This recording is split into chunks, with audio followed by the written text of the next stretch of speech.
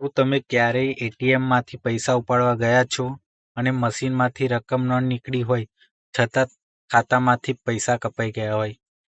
સુરતના એક ગ્રાહક સાથે બરાબર આવું જ બન્યું, પણ તેને હાર ન માની અને 9 વર્ષની લાંબી લડાઈ બાદ ઐતિહાસિક જીત મેળવી.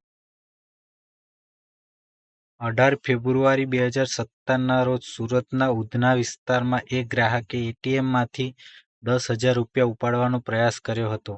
મશીનમાંથી રોકડ ન નીકળી, પરંતુ તેના ખાતામાંથી રકમ ડેબિટ થઈ ગઈ. બેંકમાં વારંવાર ફરિયાદો કરવા છતાં બેંકે કોઈ જ ઉકેલ ન લાવ્યો અને મામલો વર્ષો સુધી લટકાવી રાખ્યો. આખરે ગ્રાહકે હિંમત દાખવીને ગ્રાહક આયોગનો દરવાજો ખખડાવ્યો. રિઝર્વ બેંકના કડક નિયમ મુજબ જો આવું ટ્રાન્ઝેક્શન નિષ્ફળ જાય તો બેંકે 5 દિવસમાં રકમ પરત કરવી પડે છે, નહીંતર રોજના ₹100 લેખે દંડ ચૂકવવો પડે છે. 9 વર્ષની આ ધીરજભરી કાનૂની લડાઈ બાદ આયોગે ગ્રાહકની તરફેણમાં મોટો ચુકાદો આપ્યો છે. કોર્ટે બેંકને આદેશ આપ્યો કે તે મૂળ ₹10,000 9% વ્યાજ સાથે પરત કરે.